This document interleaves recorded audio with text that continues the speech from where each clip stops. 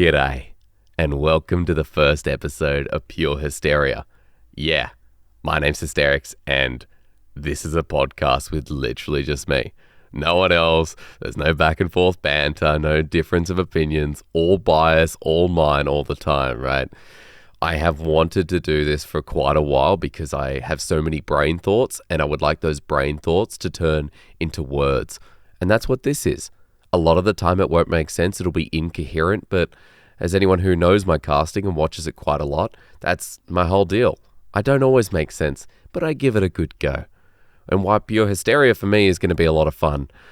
Purely just a podcast for Spotify, even for YouTube without my camera, just so I can sit here and just chill, vibe, and rattle off what I'm thinking. Yeah, it is for me, but also it's for anyone who wants to kind of keep up with my workings around my life as a caster and also as, you know, how I'm involved in LPL or any broadcast at the time, right?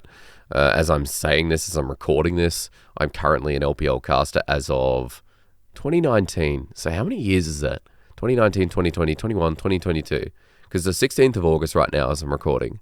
So it's been 4 years.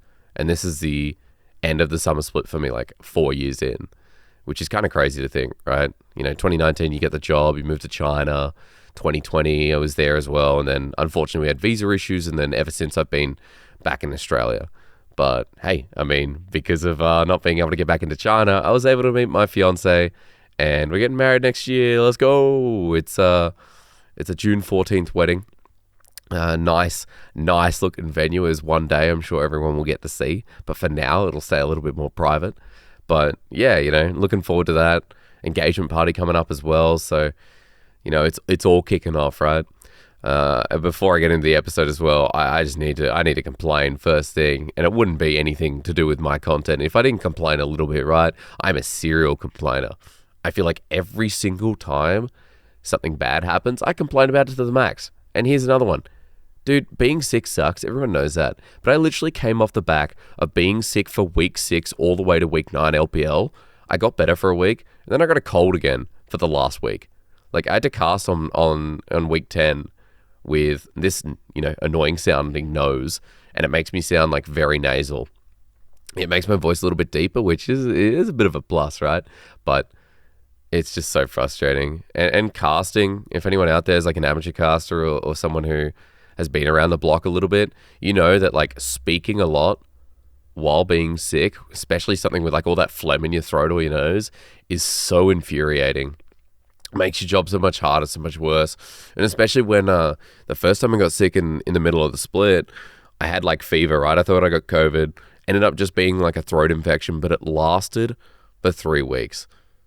And that just sucks, right? That's not fair. So yeah, I've been getting over yet another sickness after getting frustrated being so sick for so long in the middle of the split. It could just be my body carking out and telling me, you're looking at a 7 day a week broadcast. You're casting 2 or 3 days, which is not so bad. But for anyone else who doesn't know, I'm also doing PCS, and PCS is also not full on, but you know, you're casting every single team every day you do it.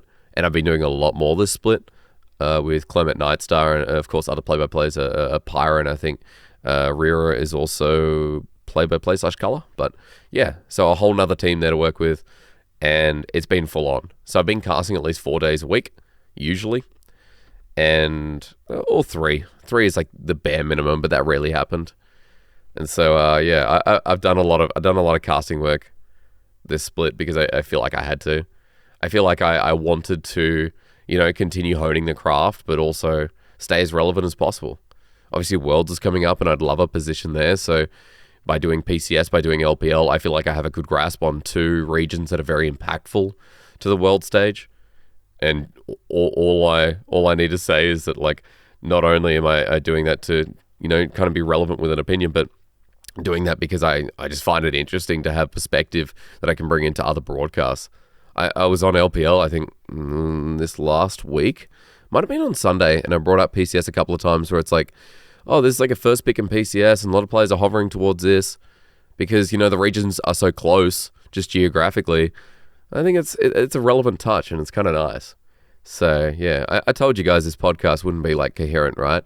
I did say that at the start. It's going to be full on at times. It's going to be indirect all tangent. But finally, in one piece of content, I don't really have to care about that. I don't, because it's just for me and for the small margin of people that end up listening. But yeah, it's been a frustrating couple of weeks. Last split of the LPL, for the year. And before we go into playoffs, I'm just trying to rest up and recoup. I've got my first cast as EDG versus whoever wins out of OMG FPX. And so that'll be nice because, I'm given a couple of days with playoffs starting to kind of get ready and get my stuff together so that I can have a banging cast, right?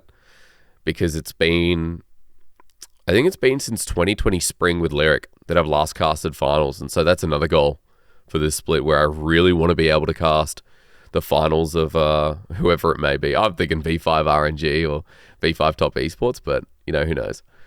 But yeah, I'm hoping I can achieve that this split because it has been a little bit over 2 years now since I've been able to cast the finals due to being stuck in Australia for parts of COVID, to not being able to get to certain countries as well. It'd be so awesome. So a couple of goals, summer finals, and getting to Worlds for the first time. Getting to an international would be amazing. The only 2 international events I've done are Rift Rivals, which I got to go over to Korea in 2019 with Raz and go and, cast with Atlas and Papa Smithy. I mean, with Papa Smithy, right?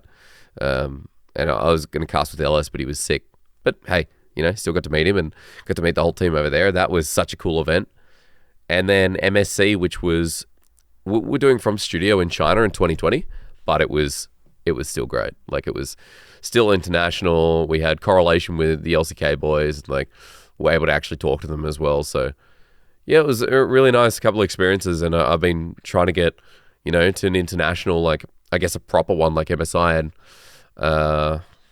and the World Championship now for at least 3 years. 2019 wasn't good enough, but 2020, I feel like that's when I really set my eyes on the prize and was like, yeah, now I can do it.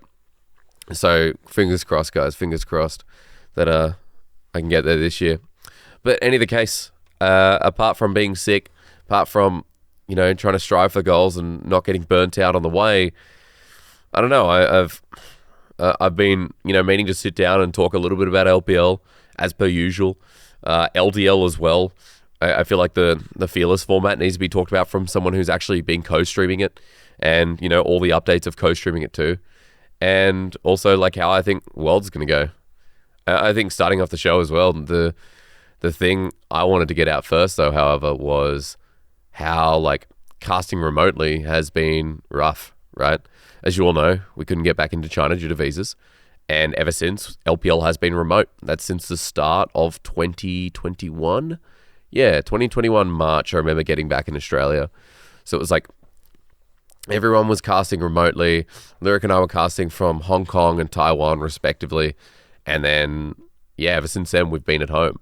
So 2 years straight. And a lot of people would be like, oh, what's the difference? Like, it must be better casting from home. Then you're also at home, so you can hang out with friends, all that kind of stuff. That's true. But casting remotely is one of the roughest things because you don't have that synergy with co-casters. Imagine doing the work you do, right? And a lot of people out there would understand that working from home is something that, before COVID was like a bit of a luxury. Now after COVID, I don't know if everyone has the same vibe, but I'm definitely not a fan of working at home post-COVID.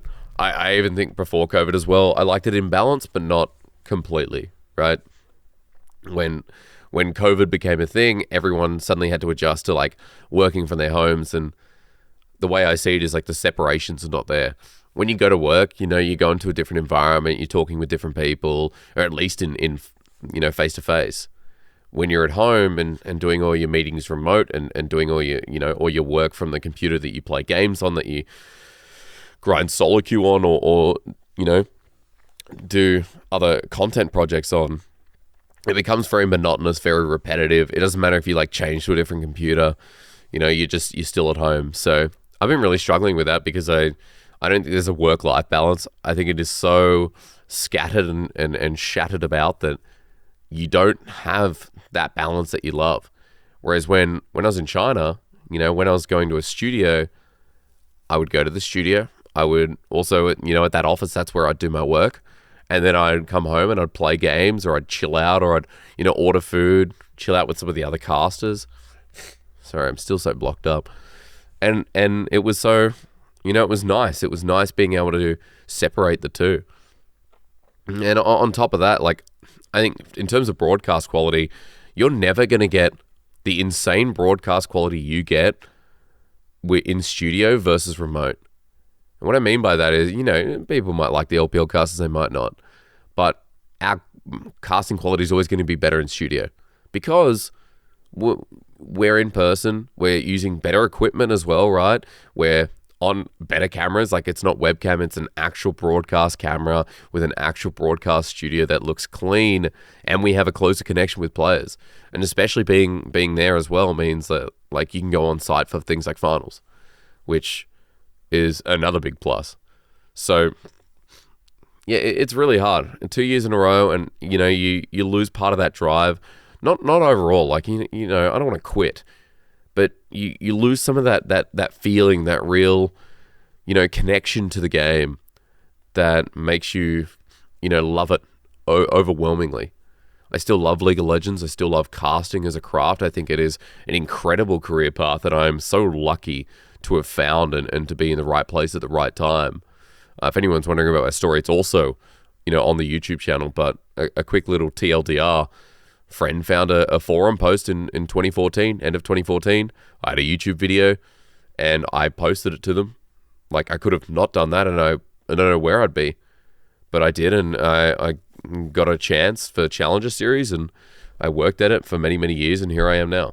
So yeah, I mean, apart from being, somewhat lucky, right? I think it's also right time, right place has to do with keeping eyes and ears open, but maybe people disagree, is the fact that I just, with all that build up, all that time in China, casting remotely is something I haven't really done as much.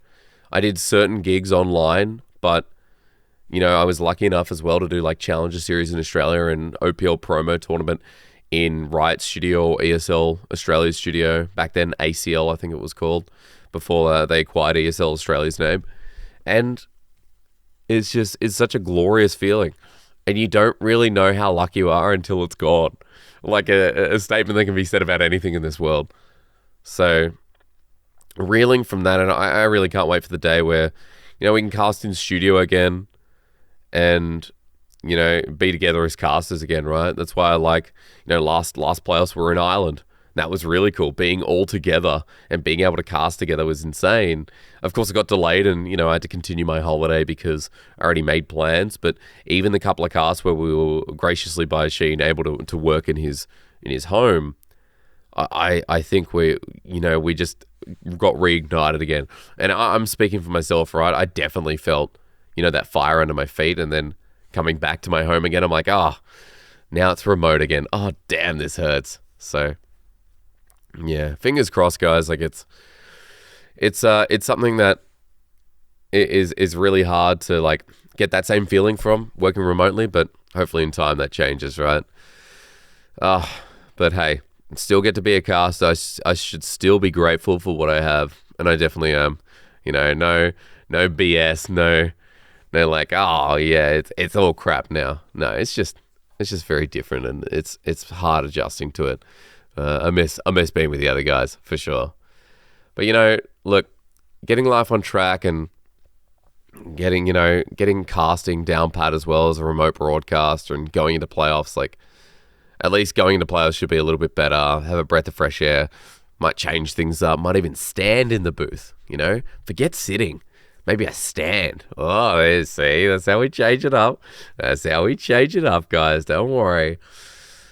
But yeah, wedding coming up, life's moving on, and I can't believe I'm like 27. I'm literally 27. I feel like I'm an old man, especially for esports, right?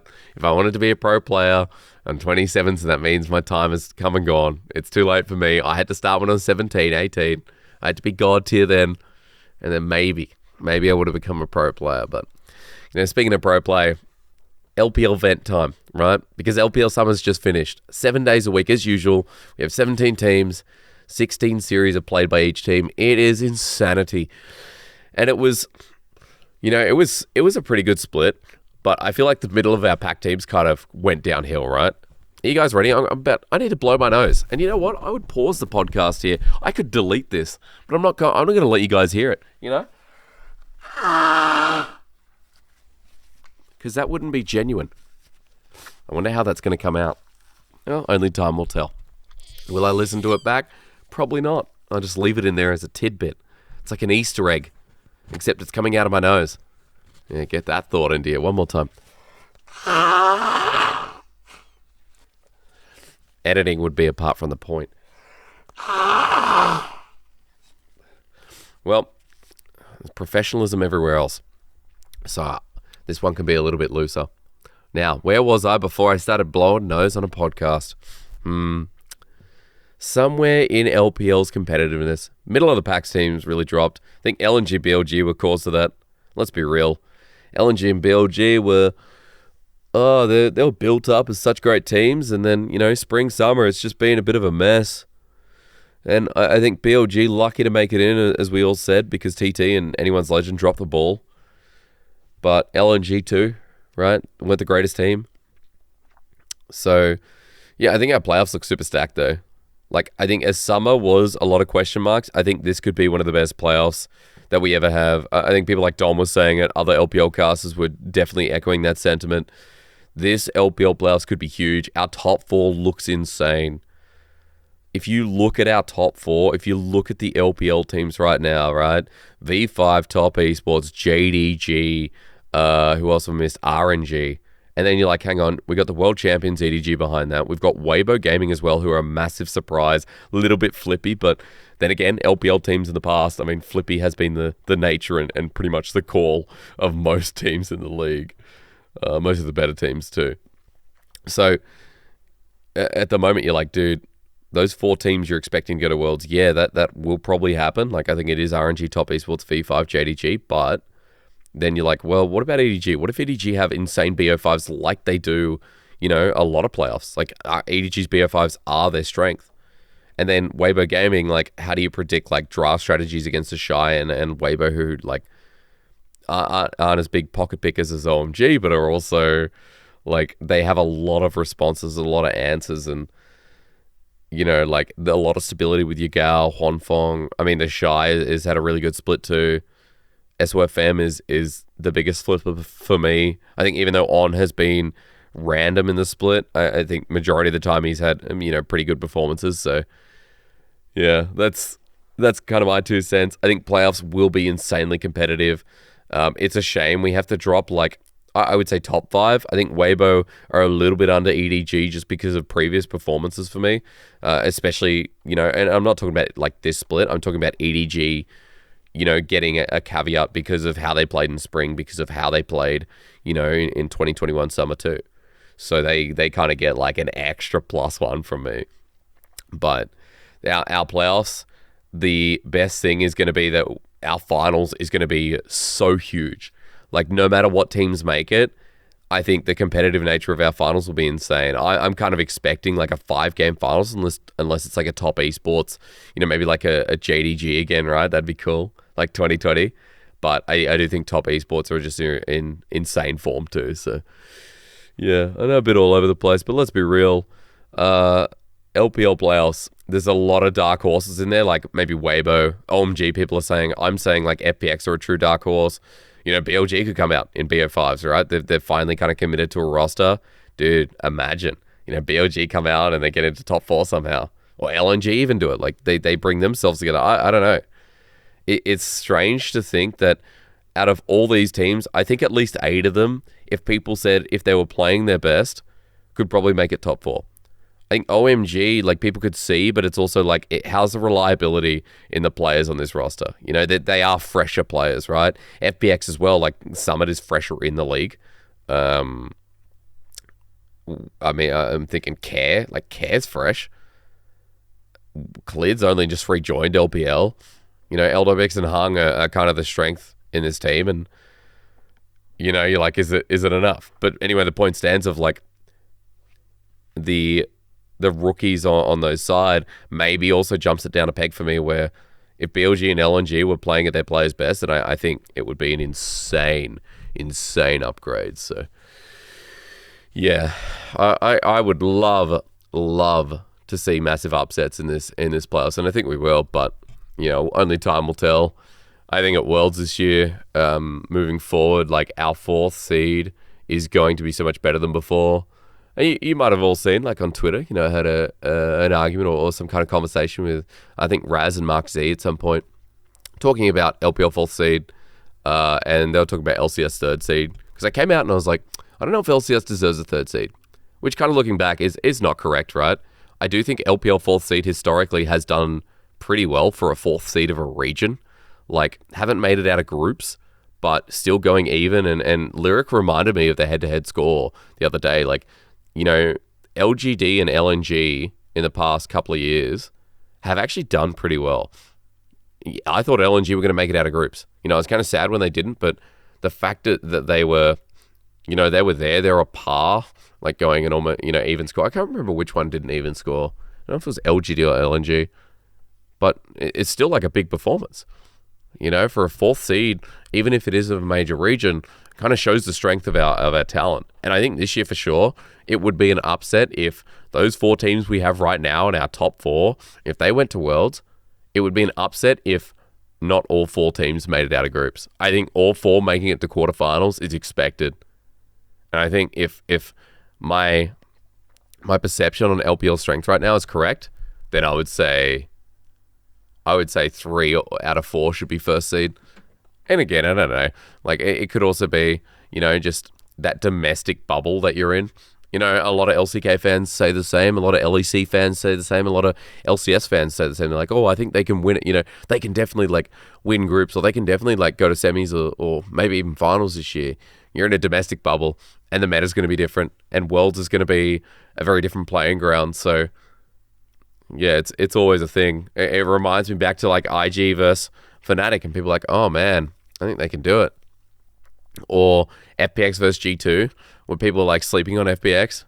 They're like, oh yeah, G2 apparently been going really well, and they can win Worlds this year, and then both years LPL just comes out and claps them, and not a stain against LEC, right? More so saying that I think it's just even at that late point of the tournament in finals, you don't know what's going to happen because there's all these little bubbles within the tournament as well. There's a lot of things that viewers don't see, and I think perception coming into Worlds is individual strength of the teams through domestic regions, but that soon changes, especially as they get on the international stage. So Worlds this year is going to be fun. Oh God, I'd love to be a part of it. I think this year especially is just going to blow people's mind with the LPL. I really hope I hope there's no JDG top esports levels of flopping, right? Even though there was a reverse sweep versus Fnatic, it was still like top esports could have played better. Like Knight didn't really show up as much as people expected. So yeah, anyway, that's just me holding a grudge, but kind of excited. And coming back to the point I made before, like, yeah, I was wrong about LCS, third seed, that Cloud9, performance in the past, that consistent performance is what, did best for NA first seed and second seed in the past were things that kind of let the side down. So, definitely wrong to say NA doesn't need a third seed. That's wrong completely. And as I think it was Orcs who said to me yesterday, he's like, if there was more LPL representation, let's say there was 5 seeds, right? And it meant taking away an NA second seed, then you'd be taking away like that international part of the competition. Less NA teams, more LPL. It's like maybe it becomes more boring then because there's not enough representation for a certain region. There's too much in one region, and that just feels imbalanced, and that doesn't feel as competitive or as good for the audience to watch, right? And that should be the priority. The priority are the viewers. The priority are you guys. Whenever I go into a broadcast, it is all about you guys. It's all about entertaining the audience because, the show comes first and we're just a byproduct. And I think, that's something that sometimes I've, taken over and like, okay, I'm saying weird things, but it means I'm taken away from the show. Could I take a step back?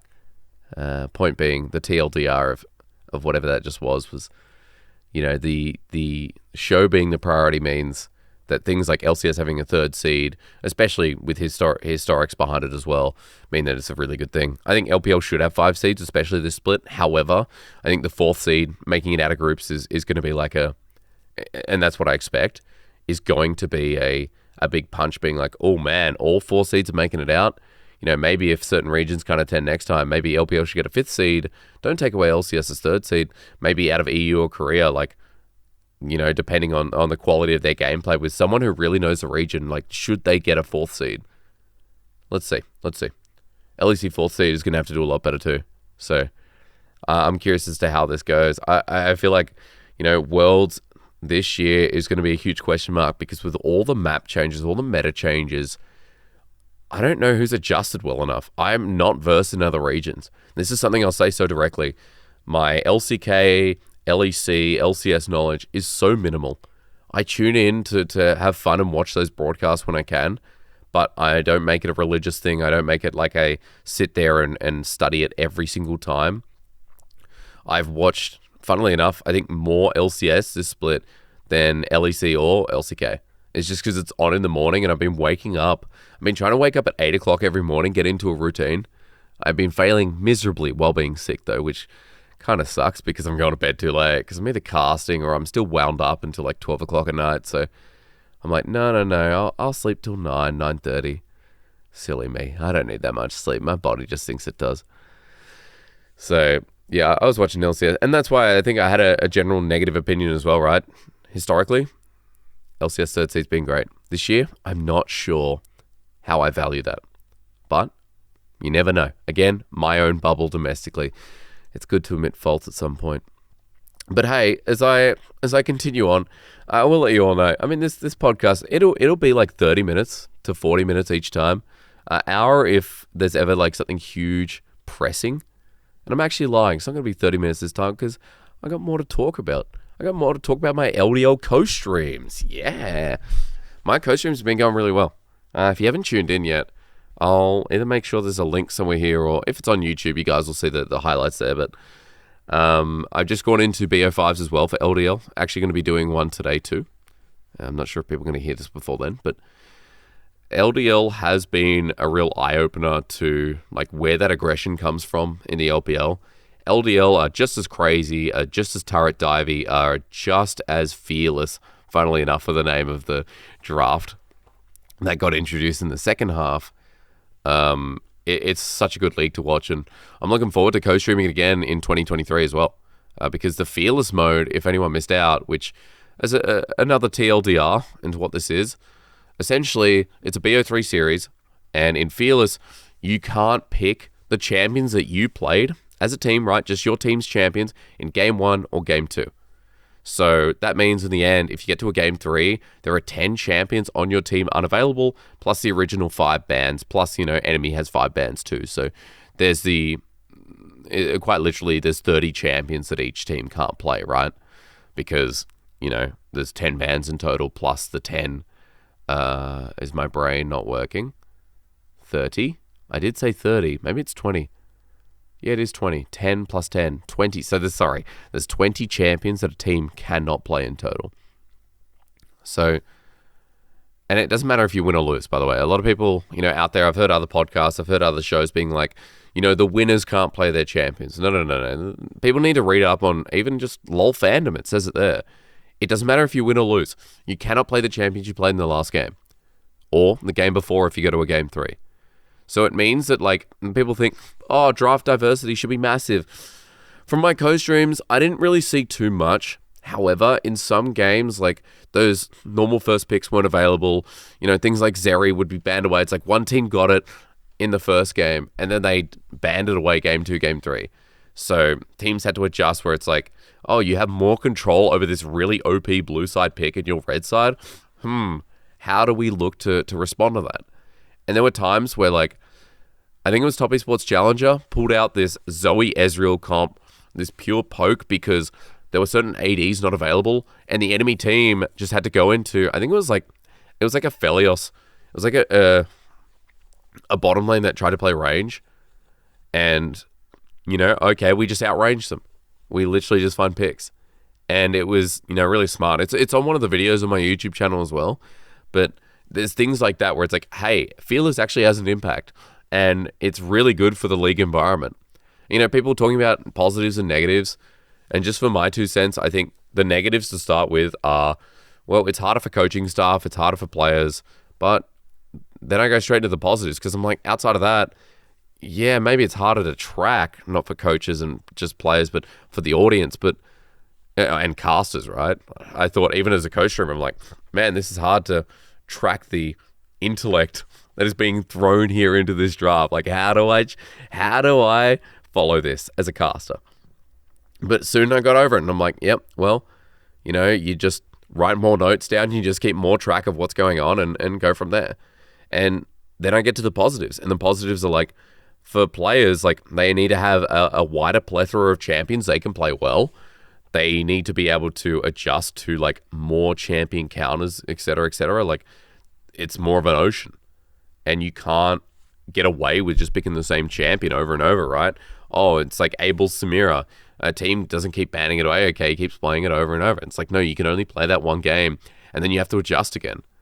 And so I think there's really 5-head strategies that can come in. Things like we saw where, we got like first pick Vexes because at the end, I think, like Brom had already been played. Okay, Lysandra had been played as well. Like the obvious response was going to be something like the Talia no, Talia was played too. And this is a general draft, right? I'm just trying to think back to one that's on the tip of my tongue. And that response was due to it being game 3. That's all that was left as available as like a priority pick. And it worked really well into what this enemy was going to play because it was quite a linear draft coming from them because they only had a couple of really good options available. So what I mean is that like, you're thinking ahead. And you might pull out like a Felios Renata game 1 because you know that, all right, you have blue side. You can first pick that Renata and then the enemy team is going to pick up like, oh, well, they don't want to pick up a Felios or they're not going to pull it up because their priority is like Wukong, Talia, right? And then you go, cool. So we can run a Felios in this game. And then when we go red side in game 2, we can ban that away with Zeri. So literally their AD options are limited. They first pick jungle, but we have a better draft strategy for bot lane, if that makes sense. Like we know what we're going to play because we put ourselves in this position. And it's hard to like even track what I'm saying, but I think the easiest way to explain it is that you can prepare more intelligent drafts and better responses. You can be quite innovative, but you can also lure your enemies into a trap because drafting just matters so much more when the usuals aren't available. It's really good. I only see like the positives for it. The negatives are so minute in my opinion that this should be implemented in LPL. I changed my mind to what I first said about it on my co-stream. Like if this is implemented in LPL, then you straight away have the most entertaining league, which was already the most entertaining league for viewers. It levels up a notch. And it also sends a message to the rest of the world that, this innovative way of playing is the future. Because it might very well be, right? There's been other people around the world who've talked about Fearless and they've said, it needs to be implemented everywhere. For the fairness of the league system, it needs to be implemented everywhere because it can't just be, like LPL playing it, right? But I also think, well, maybe it can be because we're in a BO3 to best of 1 system. LPL, LCK are still in BO3s. LEC and LCS are still BO1. They're not in the same format. And hell, like playoff formats are different all across the world. So I truly think it can be implemented into LPL. Having said that though, to the LDL itself, like what the frustrating thing was about it this split was it only ran in the second half. So LDL was BO1s at the start, and then halfway through the split, like the point system changed, by the way, where the BO1s meant this many points, and then the BO3s were obviously more for a win. But the BO3s like came in halfway through the split, and then Fearless began with the BO3s. So half of the split was Fearless, half of the split was BO1. The first half was BO1. Now we're in playoffs, we're in BO5, and it's not Fearless. And so my one criticism, actually, there's going to be another. I don't want to criticize too much, but like there's 2 things that need to change. One, The Fearless mode, I think, needs to run all split. I think it needs to run all split, and it needs to have continuity to it, so it needs to run during playoffs. BO5 Fearless would be insane to track, but it would also be the most fun playoffs, I think, in the world. Even out of, like, Premier regions. Okay, LPL this split, probably not because of how good the teams are, but, like, hell, I'd watch LDL playoffs, like, before any other region because it would just be insane. The draft adaptation in a BO5 Fearless would be nuts. So I would love to see that. And I really hope that for next year, Fearless is implemented all around because it truly felt like this was an experiment. That this was an experiment to see if it would work and bring in more viewers. And I really hope, not that my stream is going to add much to like the Chinese side viewers, right? Like I only brought in like 100, 200 viewers, maybe 300 max in some of the best broadcasts. But that's negligible considering that like even Chinese side were looking at the BO5s yesterday, and it was like 38k on Bilibili, which is the third highest viewed side, I think. Huya and Douyu, the most viewed, and they would have so much more. So I wonder if the viewership was enough for them with Fearless to run it for the whole split, because it would be so entertaining and it would be so good to send a message to the rest of the world. I mean, I think all academy leagues, all like challenger leagues should consider it because it would level up the players in the league. Imagine being a challenger player and it's like, well, you have to adjust each and every game because you can't play the same champion from last game. The viewers win too. Corki Azir gets played. Okay. Someone can ban the other side of the matchup game too, but you cannot replay the exact same matchup on the exact same sides. Worst case scenario, you'd get Azir, Corki, like, you know, they swap around. It goes to a game 3. No one can play Azir or Corki. Yay. No more boring games. No more boring players. No more boring champions. There's only positives in my eye. And I think the other thing for quick criticism to finish off is like, if you look at LDL's time slot, I really wish it wasn't during LPL. It would be so nice if this league got its own slot, so I didn't have to, you know, I have to stop co-streaming no matter what at 7 because my mentality on LPL as a broadcaster is like, I should never be overlapping. No matter the case, like I will never co-stream LPL unless I'm sorry, I'll never stream during LPL, whether it's an LDL co-stream or whatever, unless I'm doing an LPL co-stream. Now, I don't have the rights for that, of course, but I mean, I can sit there and I can talk about it, but I can't show the stream on my stream. That should make sense to a lot of you people that like live viewing, so... Yeah, sorry, not live viewing. Live viewing is when you can't watch it and you go to a different website and listen to me at the same time. But yeah, I mean, I don't do that either because I don't think that, you know, with people like Casual and Dom now in the scene, Kelsey Mose has been there for a while too. There is so many different opinions that are so great for LPL that I don't think mine is going to add any value. I do LDL because no one else is doing it. It gives an English broadcast to the secondary league of the best league in the world. And it also is entertaining for me because it helps me research the upcoming players for the League of Legends League that I've now cast for 4 years. So there's so many bonuses out of it, which is why I love doing it and which is why, you know, I'm going to do another one today with back-to-back broadcast days. So it's so worthwhile. So I really just hope that LDL don't compete with LPL because it starts at like 4 p.m. China time. It then runs all the way to like 9 p.m. or 10 p.m. and LPL starts at 7 p.m. their time. So viewers have to pick between LDL and LPL.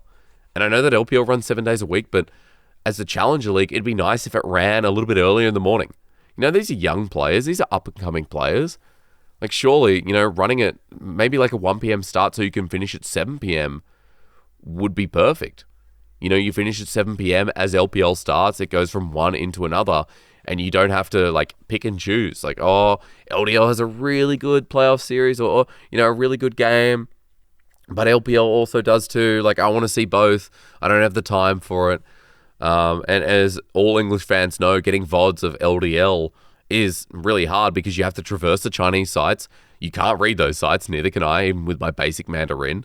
And you can't, you know, I'm not uploading all games either, and no one else really is. So it's hard for Western fans. It really is. And you know, I hope that there is a separate time window so that in future, maybe I can co-stream it all. You know, maybe I can do big co-streams of full LDL days where it just gives viewers a chance to to see the upcoming talent in its full rather than only seeing one series and being cut off from the good series or the good game rather because LPL is on and I'm not going to stream at the same time. That's just, why would I make people choose between me and LPL? Like, LPL is the priority. I'm a broadcaster for the LPL, and that doesn't make sense for me to be running at the same time unless I was doing a live viewing or an actual co-stream, right? So, yeah, LDL is going to continue, and I'm pretty excited for how high it can go. I'm pretty excited and hoping that Fearless is going to return next year, right? You'd all love it, I know. I just, fingers crossed again, right? But yeah, like, co-streams will continue. LPL Playoffs will be huge. We're starting today, so I think it's Munchables and Orcs opening, I'm pretty sure. And then we go straight until 23rd, have a day break, 25th, 26th, 27th. No, maybe 27th and 28th, I think it breaks. Anyway, there's full-on days. Like, it's 16th till 23rd to kick off, which is a 7-day straight stretch. Very intense. As per usual, very intense. And then we'll have a couple of breaks here and there, but then finals on the 1st. So it's going to be a huge month. And yeah, he's hoping I knock it out of the park, right? The fan support, this split, and all the nice messages in Twitter and even Reddit, right? And even on YouTube comments have been incredible. So thank you to anyone who's been supportive of me this split. God knows I need it with, that feeling of getting close to burnout, being sick all the time, getting sick of casting remotely and just feeling like I'm struggling and not having that same energy that I bring to the cast that I feel like I could bring stronger during, studio casts. At the very least, that support also motivates me and keeps me going. So if you're one of those people, thank you so much. And for anyone tuning in for the first time, thank you again. This has been Pure Hysteria, and again, it is just going to keep on coming with pure ramblings. It is so my brain can splat onto a audio paper, as it were, and get everything out that needs to be said. But until next time, until the next episode of Pure Hysteria, it is bye for now, but not forever, and I'll see you during LPL Playoffs, which should be a bit of a whirl.